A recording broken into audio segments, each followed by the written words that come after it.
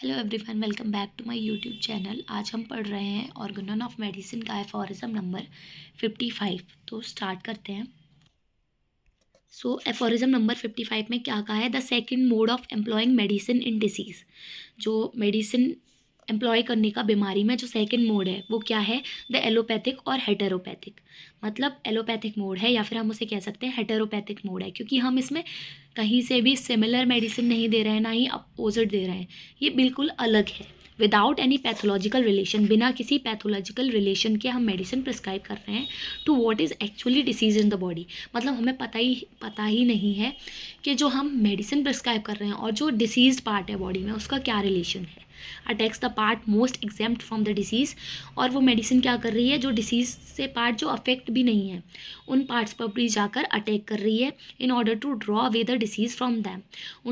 उनसे मतलब जो भी सिक पर्सन है, सिक इंडिविजुअल है, उससे डिसीज़ हटाने के चक्कर में हम क्या कर रहे हैं? दूसरे पार्ट को हम यानी कि जो एलोपैथिक या हेटेरोपैथिक वाले जो मेडिसिन्स दे रहे हैं, मोड ऑफ एम्प्लॉयमेंट है, उसमें क्या कर रहे हैं ये लोग कि जो डिसीज़ है उसे हटाने के चक्कर में ये क्या कर रहे हैं? दूसरे पार्ट को डिसीज़ कर रहे हैं। एंड दस टू एक्सपेल इट, मतलब उसको रिमूव करने के लिए एज इज इमेजिन, जैसे कि इन्होंने सोच रखा है, इमेजिन कर रखा है। Has hitherto been the most general method, और ये इनका बहुत ही सामान्य तरीका है। मतलब ये इन जनरल यही कर रहे हैं कि मतलब अगर किसी को डायरिया हुआ है तो ये उसको मेडिसिन दे रहे हैं जिससे क्या होगा कि कॉन्स्टिपेशन हो जाएगा। तो मतलब क्या कर रहे हैं? एक डिसीज़ को सप्रेस कर रहे हैं और दूसरी डिसीज़ को कॉज कर रहे हैं। I have treated of it above in the introduction and shall not dwell longer on it. और इसके बारे में हम बात कर चुके हैं इंट्रोडक्शन में, अब इसकी और ज़रूरत नहीं है। फिर सिक्स्थ एडिशन के अकॉर्डिंग अब क्या कहा गया है एफोरिज्म नंबर 55 में? Soon however the public became convinced that the suffering of the sick increase and heightened with the introduction of every one of these symptom and method of cure if follows exactly. कि जो अब क्या है, जो public है वो convinced हो गई है, मानती है कि जो भी सफरिंग है, मतलब जो भी सिक पर्सन है उसकी जो सफरिंग है वो बढ़ जा रही है, हाइटेन हो रही है। किसकी वजह से?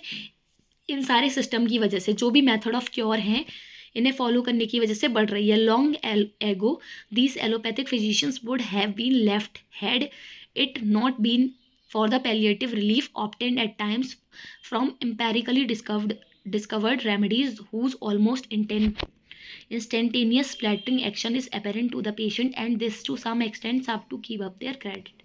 तो अब ये क्या कर रहे हैं? अब जब पेशेंट को पता चल गया कि इंक्रीज हो रही है, हाइटेन हो रही है, तो ये क्या कर रहे हैं? जो एलोपैथिक फिजिशियंस हैं हैव बीन लेफ्ट हेडेड, तो उन्होंने ये छोड़ दिया है। वो क्या कर रहे हैं? पेलिएटिव रिलीफ प्रोवाइड कर रहे हैं फ्रॉम एम्पेरिकली डिस्कवर्ड रेमेडीज़, जो कि रेमेडीज़ हैं जिनको एम्पेरिकली डिस्कवर्ड किया गया है, जिनका कोई भी तुक नहीं है, जिन्हें प्रॉपर प्रूविंग नहीं की गई है, जिनकी उन रेमेडीज़ को देकर क्या कर रहे हैं? इंस्टेंटेनियस फ्लैटरिंग कर रहे हैं। क्या कर रहे हैं? पेलिएशन कर रहे हैं, सिम्टम्स को टेम्परेरी रिलीफ दे रहे हैं। Is apparent to the patient, जो पेशेंट को दिखाई दे रहा है। And this to some extent some to keep up the credit, और उसका क्रेडिट रख रहे हैं कि हाँ भाई आराम मिल रहा है। दर्द हो रहा है तो पेन किलर दे दिया, अब पेलिएशन हो गया, दर्द तो बंद हो गया, पर कॉज है उसका वो तो नहीं ख़त्म हुआ। तो ये पेलिएट करके क्या कर रहे हैं? क्रेडिट ले रहे हैं। तो ये बताया एफोरिज्म नंबर 55 में।